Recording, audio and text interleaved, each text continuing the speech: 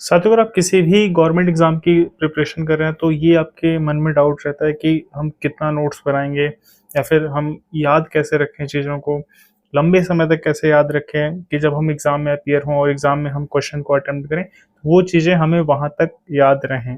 तो इसी पे साथियों हम लोग अपनी इस वीडियो में बात करेंगे। अगर आप चैनल पे पहली बार हैं, तो चैनल को सब्सक्राइब कर सकते हैं और लिंक डिस्क्रिप्शन बॉक्स में आप हमारे टेलीग्राम ग्रुप से भी जुड़ सकते हैं। साथियों, अगर मैं बात करूँ कि किस तरीके से लंबे समय तक आप चीज़ों को याद कर पाएँगे, तो इसका देखिए कोई ऐसा साइंटिफिक वो नहीं है कि आप चीज़ों को कितने समय तक याद रख पाएँगे। आप पढ़ेंगे फिर भूलेंगे, फिर पढ़ेंगे आप फिर भूलेंगे। जैसे आप ये कुछ किताबें देखते होंगे कि ये सामान्य ज्ञान वगैरह किताबें आती हैं, लूसेंट आप देख सकते हैं। तो इसमें जब हम ये किताबें साथियों खोलते हैं, फिर जब हम पढ़ने का प्रयास करते हैं, तो इसमें हर लाइन में जो है पूरा तथ्य दिखाई देता है कि और फिर ये लगता है कि ये सभी याद कैसे होगा और कितना अगर हम नोट्स बनाएँ तो कैसे नोट्स बनाएँ। मतलब एक तो ऑलरेडी ये नोट्स है और अगर हम फिर से इसका नोट्स बनाने का प्रयास करें, तो ये ऑलरेडी जो है एक और किताब छप जाएगी।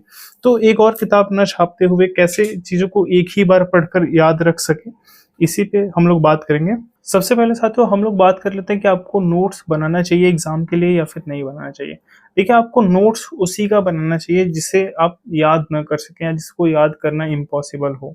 मतलब एक बार में आप जिस चीज़ को नहीं याद कर पाए, आप उसको अपने नोट्स में लिख सकते हैं, अगर आप लिखना चाहते हैं तो।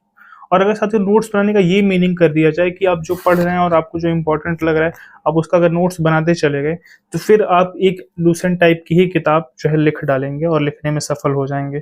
तो ये साथियों हमें जो है एक नई किताब नहीं लिखना है। जो चीज़ अगर आपको लग रहा है कि आप जैसे सिंधु घाटी सभ्यता पढ़ रहे हो, अगर आपको ये याद हो गया कि 1921 में सिंधु घाटी सभ्यता की खोज हुई, तो आप उसे अपने नोट्स में क्यों ही लिखोगे? तो वही चीज़ है साथियों कि जो बातें अगर आप 1 बार में, 2 बार में, 3 बार में पढ़कर याद कर पा रहे हैं, तो वो चीज़ें आपके नोट्स में नहीं होनी चाहिए। आपके नोट्स में वही बातें हों जो आप याद कर पाना आपके लिए असंभव हो या फिर जिसे आप ना याद कर सकें। तो साथियों प्रश्न ये उठता है कि जब हम नोट्स नहीं बना रहे हैं, तो हम एग्ज़ाम से पहले शॉर्ट नोट्स कैसे रिवाइज़ करेंगे? जल्दी में कैसे हम पढ़ पाएँगे चीज़ों को? और फिर हम जो है कैसे बेहतर अटेम्प्ट कर पाएँगे ना पेपर को, जब हम रिवाइज़ ही नहीं कर पाए, रिवीज़न ही हमारा नहीं हो पाया।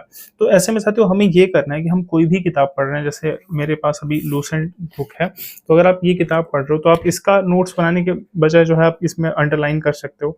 आपके पास हाइलाइटर है, रेड पेन से आप अंडरलाइन कर सकते हो या फिर आप जो है जो येलो कलर का हाइलाइटर होता है, आप उससे हाइलाइट कर सकते हो और वही चीज़ें आप हाइलाइट करेंगे जो आपको इम्पोर्टेंट लगती हैं। देखिए, कोई भी चैप्टर हो, जैसे अभी मेरे सामने भूगोल का चैप्टर खुला हुआ है, वायुमंडल चैप्टर है, तो इसमें सब चीज़ें इम्पोर्टेंट नहीं हैं। लेकिन जो चीज़ें इम्पोर्टेंट है वो हमें क्या करना है, उसे केवल अंडरलाइन कर लेना है और हमें उसी को शॉर्ट नोट्स के रूप में रिवाइज़ करना है।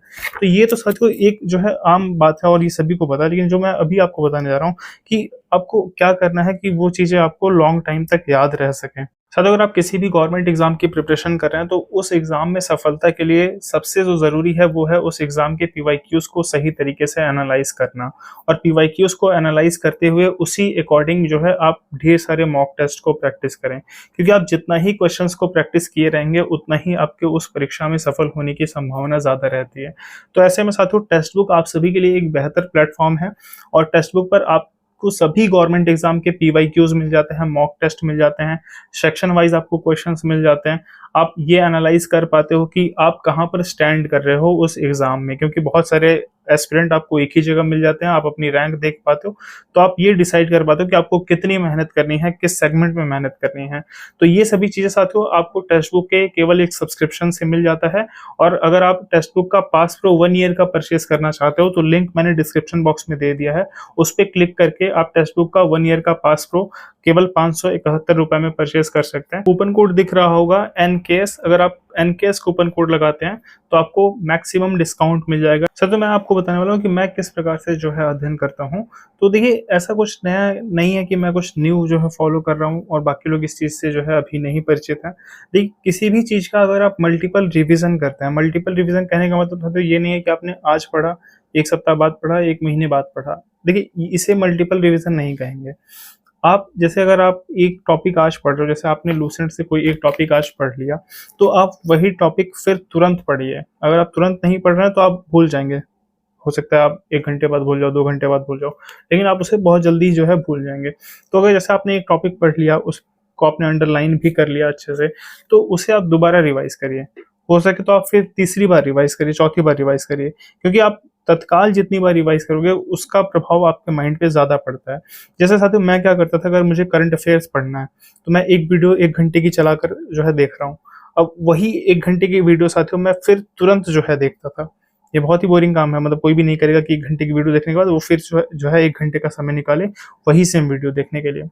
तो ये कोई नहीं करना चाहता, लेकिन ये साथियों हमें करना पड़ेगा। अगर हम तत्काल किसी भी चीज़ का रिवीजन करते हैं या फिर मान लीजिए तीसरी बार देख लिया, मतलब स्पीड बढ़ाकर वीडियो की तीसरी बार देख लिए, तो अगर आप एक दिन में और लगातार आप ऐसे कर रहे हैं, तो वो चीज़ें फिर आप नोट्स बना रहे हो या नहीं बना रहे हो वो मायने नहीं रखती हैं। फिर कहीं भी आप अगर आपको वो क्वेश्चन दिख गया, उस टाइप से अगर उसमें से पूछा हुआ कोई भी प्रश्न आपको मिल गया, तो आप उसको ज़रूर सही अटेम्प्ट कर पाएँगे। तो मल्टीपल रिवीजन साथियों बहुत आवश्यक है। और मल्टीपल रिवीजन कैसा हो, तत्काल मल्टीपल रिवीजन कि आपने तुरंत पढ़ा और आपने तुरंत जो है उसको फिर से पढ़ लिया, और अगर आप तीसरी बार पढ़ना चाहें तो आप तीसरी बार पढ़ लीजिए। लेकिन 2 बार तो साथियों आपको ज़रूर पढ़ लेना चाहिए। कोई भी अगर आप जैसे आप कोई वीडियो ही यूट्यूब पे देख रहे हो या कोई कोर्स आपने परचेज़ करा हो, उससे अगर आप पढ़ रहे हो, तो यही आपको करना है कि एक बार अगर आपने वो वीडियो देख लिया, तो आप उसे तुरंत जो है फिर से आप देखिए। और थोड़ा आपको साथियों वो जो लंबे कोर्सेज़ होते हैं या जो फिक्स क्लासेस होती हैं कि 1 घंटे की चलेगी, थोड़ा इन क्लासेस से आपको बचना चाहिए अगर आप स्टडी कर रहे हैं। और आपको जो है यूट्यूब पे खोजना चाहिए जो छोटे वीडियोज़ आपको मिल जाएँ जिसमें कम में जो है ज़्यादा मिल जाए। तो ऐसे वीडियोज़ को आपको खोजना चाहिए और ऐसे वीडियोज़ को आपको मल्टीपल रिवीज़न करना चाहिए। आपको ये नहीं कहूँगा कि आप कोई 10 घंटे की जो है मैराथन को 4-6 बार रिवाइज़ करिए, इतना समय चूँकि नहीं होता है। तो उम्मीद है साथियों आपको ये जो है सही लगा होगा, और आप भी इसी तरीके से जो है अगर आप फ़ॉलो करते हैं, आप फ़ॉलो करके देखना। अगर आप कोई भी जैसे करंट अफेयर्स की कोई वीडियो है मान लीजिए 1 महीने की, आप उसे 3-4 बार एक साथ एक बार देख लेना एक ही दिन में। फिर अगर आप कल देखोगे, परसों देखोगे, तो आपको उसके जो है जवाब का मतलब इंतज़ार नहीं करना पड़ेगा कि इसका आंसर क्या है, आपको खुद ही पता चल जाएगा कि इसका आंसर क्या है। तो इस तरीके से अगर आप अध्ययन करते हैं तो आप ज़रूर जो है सफल होंगे और चीज़ें आपको जो है परीक्षा के दौरान याद भी रहेंगी। उम्मीद है साथियों आपको ये वीडियो पसंद आया होगा।